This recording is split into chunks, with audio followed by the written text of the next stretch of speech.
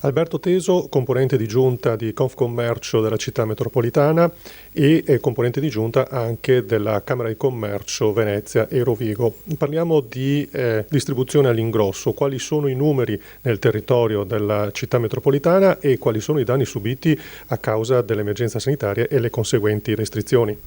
Sì, col nostro centro studi abbiamo voluto affrontare il problema della filiera alimentare, quindi della catena distributiva che dal produttore arriva a portare i prodotti alimentari di cui abbiamo bisogno quotidianamente ai ristoranti, agli alberghi e ai bar.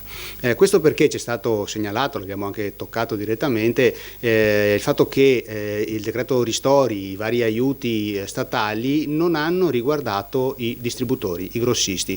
Il governo si è concentrato sul consumatore finale e sull'esercente, il pubblico esercizio, quindi ristoranti e bar, con ristori peraltro molto modesti, però non ha stanziato nulla per la catena, la filiera, quindi il grossista è stato lasciato completamente fuori. Abbiamo fatto uno studio verificato tramite i dati della Camera di Commercio. In provincia abbiamo oltre 5.200 imprese che si occupano di vendita all'ingrosso, di queste oltre 700 di prodotti alimentari, tra bevande e alimenti. 700 imprese del settore alimentare che sono state messe in ginocchio della distribuzione, in sostanza perché la chiusura di ristoranti, degli alberghi e dei bar ha bloccato completamente l'attività di distribuzione. Nella sola Venezia si parla di cali del 90% del fatturato. A livello nazionale, secondo Italgrob, che è il sindacato dei grossisti, si ipotizza un calo di 10 miliardi di fatturato, pari al 40% del fatturato,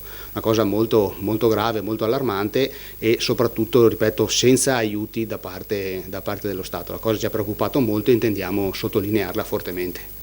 Danni non solo per i titolari, per i soci delle imprese, ma danni anche per i lavoratori, perché ricordiamo per esempio d'estate le centinaia di lavoratori stagionali che vengono assunti e che naturalmente tolgono risorse alle loro famiglie. Il litorale ha avuto, come ormai sappiamo, una discreta ripresa tra fine giugno, si è lavorato bene luglio e agosto fino al 15 settembre, però sicuramente un'attività di molto inferiore rispetto agli anni precedenti e l'assunzione di lavoratori stagionali in questo settore non c'è stata proprio all'inizio per i mesi di maggio e giugno, poi molte aziende per i mesi luglio e agosto hanno cercato di fare il possibile con le forze che avevano a disposizione, quindi si parla di centinaia di lavoratori stagionali che non sono stati assunti durante il 2020. Purtroppo questo comporta anche per molti casi l'impossibilità di accedere agli aiuti poi durante l'inverno, il sussidio di disoccupazione in sostanza, quindi mancando i contributi versati durante l'estate non hanno possibilità di accedere alla NASPI durante l'inverno e quindi viene a mancare tutto il sostegno per molte famiglie che avevano nella stagione estiva un'entrata importante per far fronte a tutti i 12 mesi. Nei giorni scorsi come Confcommercio avete sottolineato il rischio di chiusura di alcune piccole aziende. È lo stesso rischio che possono correre anche le grosse aziende di distribuzione?